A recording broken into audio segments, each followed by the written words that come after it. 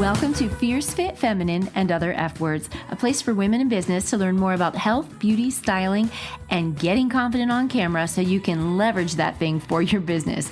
I'm Christine Brunelli, chiropractor and former beauty salon owner turned certified image consultant, helping you glow from the inside out, whether that's in photos, in videos, or in real life. Today, we're going to be talking about live video, the power of live video, how you can leverage live video, and how can you get confident on live video. I have a story about that. Are you ready? Let's dive in. Vulnerability is not winning or losing. It's having the courage to show up and be seen when we have no control over the outcome. Any guess as to who said that? If you said Brené Brown, ding, ding, ding, you would be right. And if you have not heard of Brené Brown or ever read a book or listened to her on video, my friend, you need to do that as soon as you finish this episode because it will help you tremendously when it comes to feeling confident on camera. And that quote talks about exactly what we need to do is be vulnerable. Be willing to be seen without knowing everything, without being perfect. And if you're anything like me, you struggle with perfectionism just a little bit. You compare yourself to other people who are crushing it in an area where you feel a little vulnerable and you just stay stuck because of it. And this quote by Brené Brown can help you really see yourself, what you're doing. If you will allow yourself to be vulnerable and get out there, other people will see that as bravery and they will reward you for it. I'm telling you, it works every time. Well, I have a little story about going live, and this was, I don't remember, 2020, 2019, something like that. I had never gone live before. I was in a coaching program. I paid a lot of money to be in this coaching program. And this was a high profile influencer on Facebook and Instagram. And I don't drop names because I don't want to, give a bad impression of this person. But they said to the people, there were 5 of us in this program together. They said, if you're not going live every day, you need to go live every day if you want to build your platform. And I came from a background where I didn't know how to go live. I'd watched lives before with, celebrities. If a celebrity goes live, I'm trying to think, Shakira or somebody that I might have in my feed, like musicians or, certain athletes. I don't know, somebody like that. I see them go live and there's thousands of people on there and you see those comments going all through. That's the only experience I had with going live at the time. And when she said go live, I said, how? And she said, you just go do it. That was it. This was someone I paid a lot of money. She didn't tell me how to go live. She just said, you need to go do it. She didn't give me the tactical, none of that. And, not even coaching. This is what you say the first time. Nothing. She just said, go live. And my Instagram account was a baby Instagram account starting from zero in 2020, like January 2020. And there was nobody there because I had just opened it brand new. And I was in my salon and I'm like, you know what? I'm just going to do it. I'm just going to do it. But I didn't know how. Literally didn't know, after you hit the live button, what do you do if nobody shows up? What do you do? How do you end it? I knew nothing. I didn't even know, if you hit live, if there's a button that said stop, if there was an X. I had never done it before and I went in cold. And the reason I went in cold was because I needed to get followers to build this platform. And I saw other people out there doing it who had, less experience in their niche, the similar niche as me. And I thought, if they figured it out, I can surely figure this out. It can't be rocket science. And so my biggest concern was fumbling with my phone while I was trying to go live. I don't know if you can relate to that. And I didn't want to look inept. I'll just be honest. I wanted to be brand new, starting this brand new Instagram account. I wanted to look like I kind of had it together. But you know what? going live, I didn't. And I was not coaching camera confidence then. I was working in body image. I was still in the health and fitness and wellness space. I owned my beauty salon, but I was still practicing chiropractic and working with patients and wellness and weight loss programs. And so it wasn't anything about camera confidence. How I got in camera confidence today is partially because of this story. So I ended up talking to one of the girls that was in our coaching program and said, so if nobody's there, do I just hang up? That was the word I used. Can you believe it? I said, do I hang up? And she laughed and she said, no, you don't end the live stream. She said, you just talk as if people are there and give a call to action at the end, or just thank them for listening or something like that. And so I thought, okay, I can do this. I can do this. Thank God for her. Thank God for somebody to tell me what to do. But I had to have the vulnerability to even ask, right? Here I am, a professional, licensed healthcare provider, entrepreneur, business owner who was new to the online space. So I didn't know how to do these things. And I had preconceived notions of using the camera and being on camera. In my head, I had a fear of being judged by my colleagues and lessening credibility. Now you have to remember, this is before the pandemic. And so before the pandemic, we didn't see everybody and their sister and brother on camera trying to talk about something or sell something. So I still had this old school train of thought in my mind. I go get the camera set up in the ring light. I hit the live button. And away I went. I can tell you what I was wearing. It was winter. I was wearing an off-white Angora turtleneck sweater. I was so nervous. I talked so fast that you would have thought I drank 3 Red Bulls. I was just going on. And all I did was go live. I touched go live and I introduced myself, who I am, what I do, what I did back then. And then, just kind of went into why I do what I do, as well as the story behind it. And the story is compelling. It was about my daughter struggling with anorexia and me finding out I struggled with body dysmorphia in the process of helping her heal, and how I can help women learn how to go for healthy fitness goals without causing their daughters to stumble. That was the whole gist of what I was doing back then. And I just said that. And I said, I am here to help. I'm here to have conversation with you. If you would like to discuss more, send me a DM, or in comments, just let me know if this is something you can relate to. Thanks for watching. Bye. That was what I said. And I didn't know how to end it. I figured out how to end it. And back then, it was different. Back then, you could preview your live. All of that, by the way, was done in less than 5 minutes. That's how fast I talked. And it felt like it was forever. I was drenched with sweat. I was so glad it was over, but it let me preview it. So you could preview the video and then it would say, would you like to post this to your feed? You can't do that today. Today, if you go live, it either disappears or you post it to the feed. So you get a choice, but you don't get to preview it. So that was my story of going live. You know what happened? Within 24 hours after that, I got a DM from someone who said, I can't believe that I found someone going through exactly what I'm going through right now. Her daughter was home from college, struggling with bulimia, anorexia and bulimia, even though they're very different, they have similarities. She said, I've been going to the gym. I've been doing weight loss. I've been, on all these, diets and exercise, and I need help. How do I work with you? Cold stranger saw my 5-minute live video, and she hired me to work with her for an 8-week program. And that was a high ticket one-on-one 8-week program. For me going live for 5 minutes, it was almost $2,000. And that was back in 2020. After that, I was like, whoa, there is power There is power in sharing your story. There's power in going live, even if nobody shows up. And so today, what I want to talk to you about, if you are someone who doesn't go live, you've never gone live, I got you. I know exactly how you feel. But also, I'm not just talking about social media. You can leverage live video in your business in so many ways.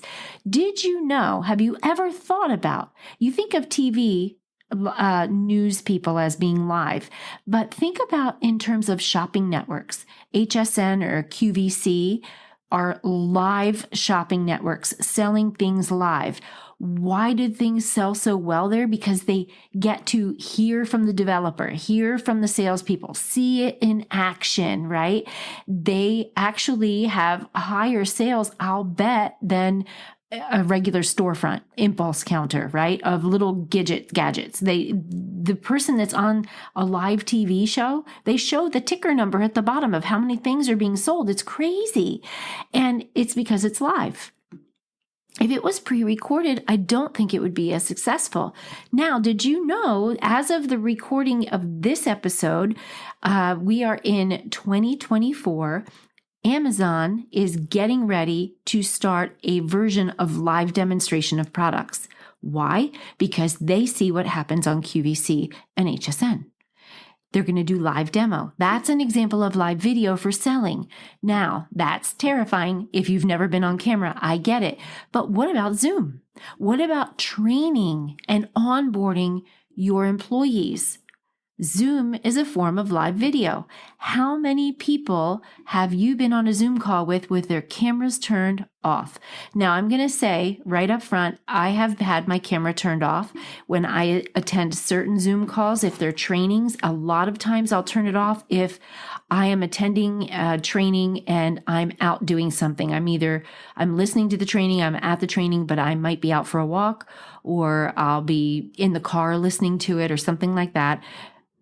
I have that my camera's turned off. But if I want to engage and ask questions in real time, live, and it's a call where I can do that, my camera's on. I feel very, I don't think I would ever ask a question with my camera turned off, but I've seen it done. And I know, as someone who hosts lives, that it helps the person putting on or sponsoring the Zoom or the live call to see a face. You can kind of interact better. It's so key to have that camera turned on. I'm in live trainings about every other week on Zoom with approximately the people in the program of this particular program I'm in. I think there are about 300 people in the program, and only about 85 have their cameras turned on. The rest, the cameras are turned off.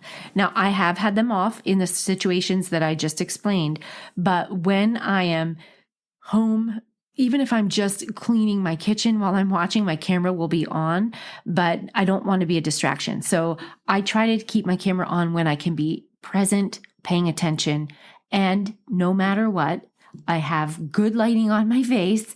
I have the camera angle exactly the way it should be so that I don't look like I'm looking down at my laptop. That is something I teach in my programs because a lot of us have Zoom fatigue, but a lot of times it's because we're looking at the nostrils of people, like that whole Zoom frame of what we see. It's just so refreshing to not be seeing faces that are looking down at their screens. If your camera lens is lifted up at eye level and you have good light on your face, oh my goodness, it feels like you're actually having a conversation with a person in person. It's so much different than the old school, keeping that laptop on the desk, and so many people still do it. But Zoom is, or an in-house, there's different, Microsoft has some, there's different platforms people can use inside corporations where they have live calls in-house, what would you call it? Like an in-house communication between different offices. Maybe they're on different floors in an office building. You can host live calls without using Zoom, live video. You can onboard new employees. You can interview employees. So effective to use live video in different ways. What if you're hiring remote? And you need to not just look at their resume, you want to talk to them. Now, you may already know that. Of course, you're going to interview them over live video, but have you done it? If you're afraid of having your camera turned on, then you probably haven't. That's another way to use live video. Now, it's not always about sales. You can use it for so many different things in your company. Now, we do use live video for lead generation. Of course, you should go live to build, know, like, and trust with your audience. That is what that coach was suggesting I do so that I could build my platform on Instagram and build like, know, and trust. And so I've done that also on TikTok. I've also done it on Facebook inside a private Facebook group. And interestingly, all the way back in 2019, Facebook came out and said, if your page, your business page on Facebook is not doing live video, you are not going to get visibility in the newsfeed as much as others who are. The reason is they were suppressing any posts that had, what did they call it? Baitable hooks or something like that. Examples that were like this if you're an Aries or a Scorpio, or tap the heart if. And I had used some of those on Instagram not knowing that they were suppressing it. And after the fact, I read an article, it was in a Facebook blog post where they said, we don't want that because we want real engagement. And they did a study that found that live video gets much higher engagement than pre-recorded video and static posts. Live video keeps people on the platform longer, which is what all social media wants. So of course they're going to push live video. So if you have a business page and you're not going live, this is another reason to do it. That they want you to go live. TikTok is crazy when you go live. You pick up everybody and their brother will come and see you live, and they might not stay, but you might have 300 people drop into your TikTok live in the first 2 minutes because of the way the algorithm works. They push live video. So you want to know what you're going to say when you get on there if you want to use it for lead generation, or just share your story and talk about what you do and, wish them a great night. Thanks for listening. And you might get a DM just like I did. Someone saying, hey, I heard your live and your story. It's amazing. This is what I'm going through. How can I work with you? That person was 100% cold lead. Cold. And I got paid almost $2,000 from a cold lead because I went live. Okay, this is great, Christine. I know all of this. I just don't like to go on camera, let alone be live.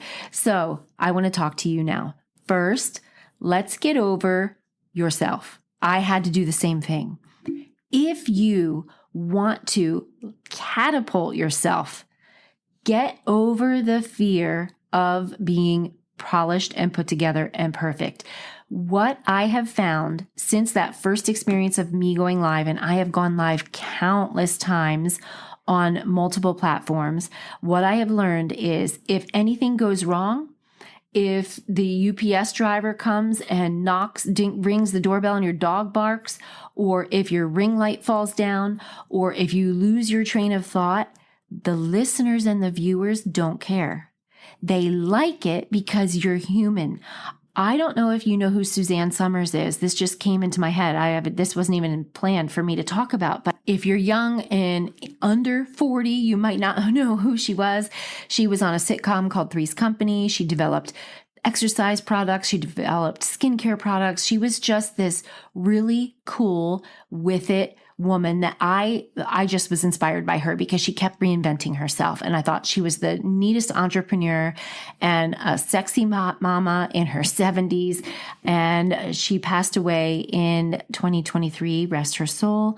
I was watching her live on Facebook, and she was in her I think it was like an outdoor patio. You could see like there was maybe a pizza oven or some brick installation behind her. I couldn't tell, but you could tell she was outside. And I believe it was in her California home. Her husband was within earshot. I only know because she made a comment, early in the live stream. about him, but she was just talking about, I think, hormones, or she worked with, menopause and perimenopause and did hormone work. And so she was talking about that. And during her live stream, a stranger stalker showed up. You can do an online search for this. It's probably still out there. Showed up in the shot. Somebody jumped the fence into her property while she was going live. And this woman was, of course, she's an actress, so she's really comfortable on camera, but she kept going. She said, excuse me, who are you? You can't be here. This isn't your property. And she called her husband, yelled for her husband, and she kept the live rolling while it was happening. I was so impressed with how it was all taken care of smoothly. She never ended the live. The comments and the support were rolling in because of the way she handled it. Anyone else would have been like, I got to go. And they may not have even turned the live off. She didn't do any of that. She could have had her life in jeopardy. Who knows?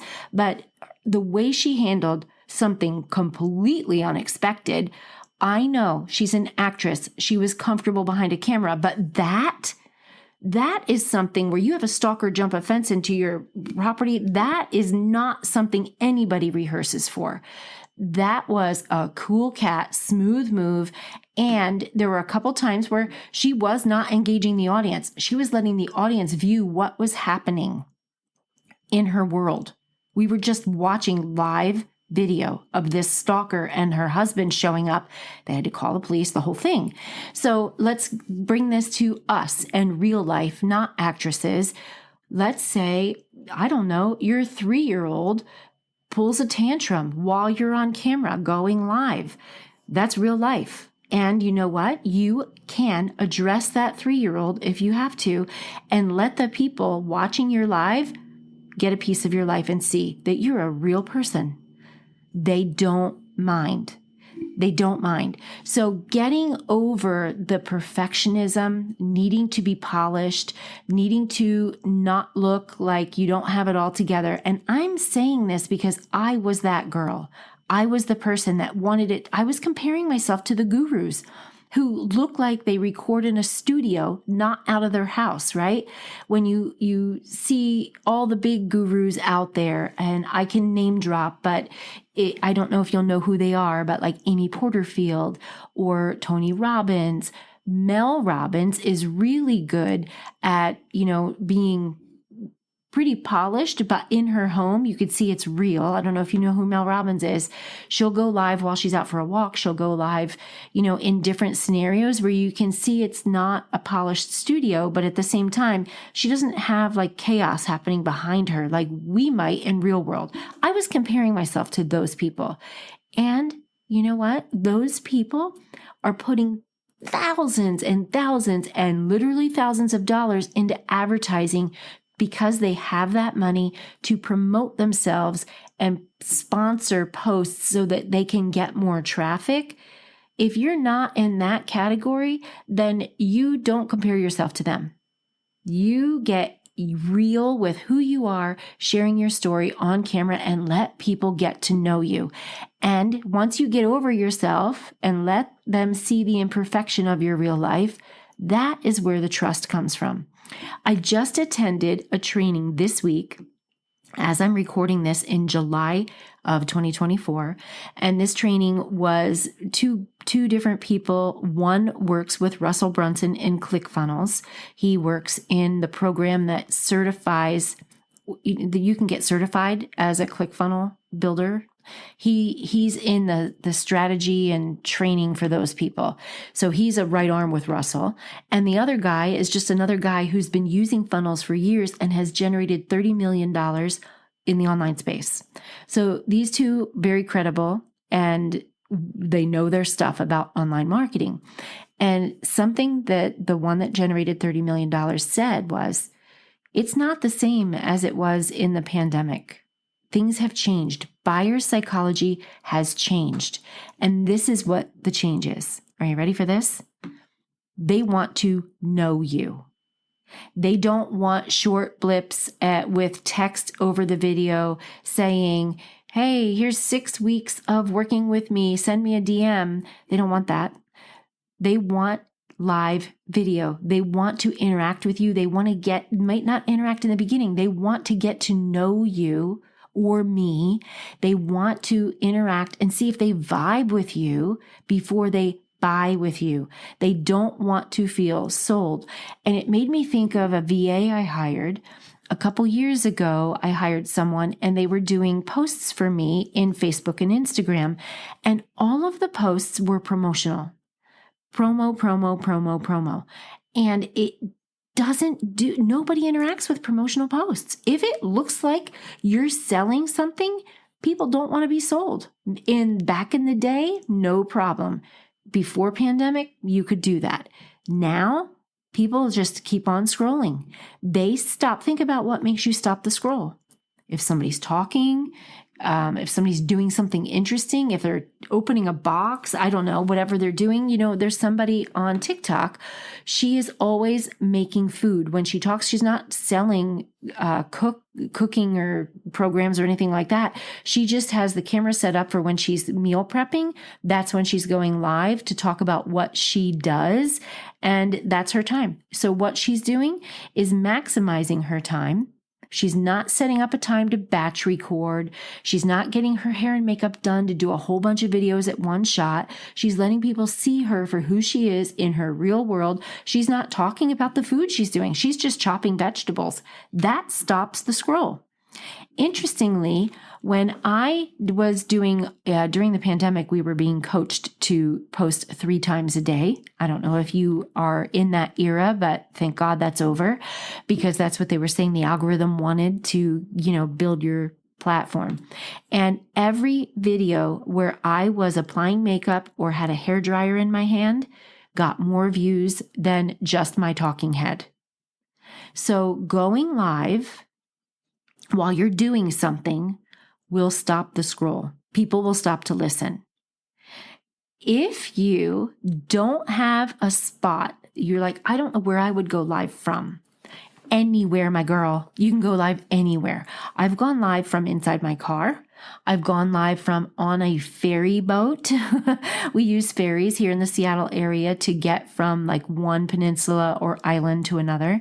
I went live from a ferry to show that you could go live from anywhere. I've gone live from a horse show. My daughter's a professional equestrian. I've gone live from there, just walking at a horse show. I've gone live in my kitchen. I have a studio at home. I've gone live from a studio. You don't have to have a perfect backdrop, a perfect background, or any of that. You do need to have good sound and good lighting. So here's what I want you to think of. For you to go live for the first time, step 1, which platform? Pick one. Don't do all of them. Which platform do you feel most comfortable using? Where do you have the most audience that would want to hear what you have to share? That's the platform you go live in. And let it be messy. Let it be B work. It doesn't have to be A+ work your first time. Remember, I got a client from my first one and it was probably a C+ if I wanted to grade it. So pick the platform, the one that you feel comfortable, the one where you know they are, and get yourself as ready as you want to be. If you are a perfectionist or struggling with that, just put yourself together so you don't look like you just rolled out of bed, and find a spot where there is good light on your face. You're not going to have light behind you. You don't want light over your head. Overhead light, like a kitchen light or anything like that, casts shadows, and you're not going to like how you look on camera. So you want to put light in front of you, whether it's a window, which actually window light is perfect. It's beautiful light, or you have a ring light, or if you have a lamp, there's a trick. You could take a lampshade off a lamp and just set it back from you a few feet, and that will put some really beautiful warm light on your face. Light is key. Sound is the next thing. Sound in a car outstanding because it's contained. There's not a lot of echo. If you're in a place where there's kids screaming in the background, not a great place to go live. If a kid runs through your live stream and they're screaming, okay, that's okay, because that gives the viewers a chance to get to know you. But don't do it unless you're working in children's work in a children's online space, don't do it from like a bouncy house or a playground where the audio is hard, because if people have a hard time like hearing you and they're, it's stressful for people to have all that background noise. So you want good light and you want good audio, and get that camera at eye level. Don't let it be below your chin. Please, my girl, you are not going to like how you look. I don't care if you're using your phone and you're out in public and your hand is up holding your phone at eye level and people are watching you. You know what? They're not making money with their phone. You are. This is all for your business. So that is how you do it. Pick your platform, get good light, good audio, your camera angle, and finally, let's figure out what you're going to say. What do you want to talk about? If it's your first time, introduce yourself and share a story about you and why you do what you do. Use what happened with me. It's kind of boilerplate. I said, hey, my name is Christine. I work in the body image space and I help women who are in their 40s and 50s. That's what I was doing at the time. Work on being healthier, more fit, more healthy, eat healthy, all of that without causing their daughters to stumble. And this is why. And so I was working with moms. It was healthy, fit moms. And I told the story of my daughter. So you do that the same thing. Why do you do what you do? Share it and say, hey, I'm here to help. If you have any questions, my DMs are always open, or drop it in the comment. I would love to talk to you. Bing, done. Hit end, post that thing to your feed so that if they're not there on the live, they will watch it. And if you're doing something instead of just holding a phone or sitting in front of a camera, you're going to get more views. So if you're unpacking a cardboard box or packing a box or cooking or anything like that, it will stop the scroll. Okay, I'm going to leave it here because we have gone 30 minutes and I don't want to keep you any longer. I am here for you. If you have any questions, I would love to help you get started leveraging live video for your business. Again, it doesn't have to be social media. It can also be internal communications in your company. It can be for onboarding new employees. It can be for training employees. So many different ways to use live video and leverage it for your business. I'm so glad you were here today. Reach out to me on social media by my name at Christine Brunelli. Send me a DM. I would love to hear from you. If you have any questions, I would love to help. Do you want to accelerate your confidence on camera? Stick with me because next week I'm going to announce the dates of a free training that's going to help you look and feel fabulous on camera so that you can get out there with confidence and leverage it for your business. Thank you for being here, and until then, have a fierce, fit, feminine, and fabulous day.